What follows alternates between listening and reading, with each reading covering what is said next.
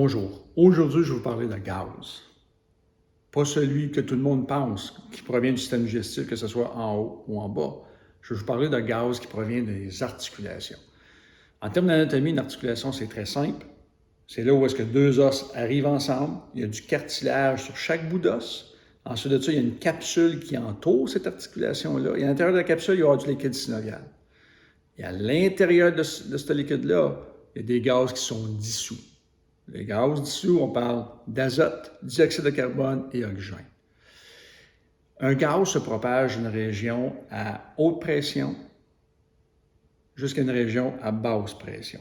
Donc, ce qui arrive, c'est si moi je fais une traction qui est rapide, un mouvement qui est rapide sur l'articulation, dans cette direction-là, il y a une pression négative qui va se faire.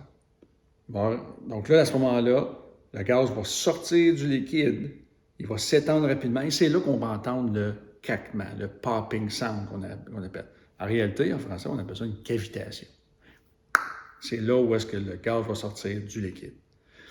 Et ensuite, si on essaie de le refaire, ça ne fonctionne pas parce que le gaz est vraiment sorti du liquide. Et on ne pourra pas le faire tant aussi longtemps que le gaz n'est pas redissous au niveau du liquide synovial.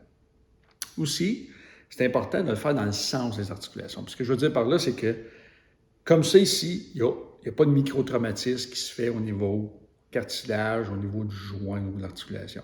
Si j'arrive et je jamme les articulations dans cette direction-là, où est-ce que le joint va s'ouvrir en haut et se refermer en bas, bien, en bas ici. Donc, à ce moment-là, il y a un microtraumatisme qui se fait sur une partie de l'articulation. Ce n'est pas de la bonne façon. Des fois, on va voir des personnes qui vont se prendre la tête d'une certaine façon, etc., pour entendre, pour essayer de libérer les vertèbres. Souvent, ça va être les vertèbres qui sont hyper mobiles qui vont bouger. Et nous, en tant qu'chiropraticien, on veut que ce soit les vertèbres qui sont hypomobiles, qui ne bougent pas bien. Parce que le but premier de l'ajustement, c'est vraiment pas d'améliorer, mais vraiment de s'assurer que le système nerveux fonctionne bien dans la région où est-ce que l'articulation ne fonctionne pas bien. Donc, on change la mobilité, on change le mouvement de la vertèbre pour changer le système nerveux, pour la façon que le système nerveux fonctionne. Puis ensuite de ça, mais le système nerveux fonctionne bien, mais le corps peut mieux se guérir. Aussi, certains d'entre vous ont une préférence. Les recherches ont bien démontré qu'une articulation, l'important, comme je viens de mentionner, c'était la mobilité. Donc, il y a certaines techniques en chiropratique où est-ce qu'on n'entend pas de bruit. Il y a d'autres techniques en chiropratique où est-ce qu'on entend du bruit. Il y en a parmi vous autres qui adorent avoir le bruit. Un ajustement chiropratique, c'est ça. Ça prend des craquements, ça prend du son, ça prend toutes sortes de... Il y en a d'autres qui haïssent ça pour mourir, le son puis les articulations qui font du bruit. Faites juste assurer qu'on le sache. C'est votre préférence.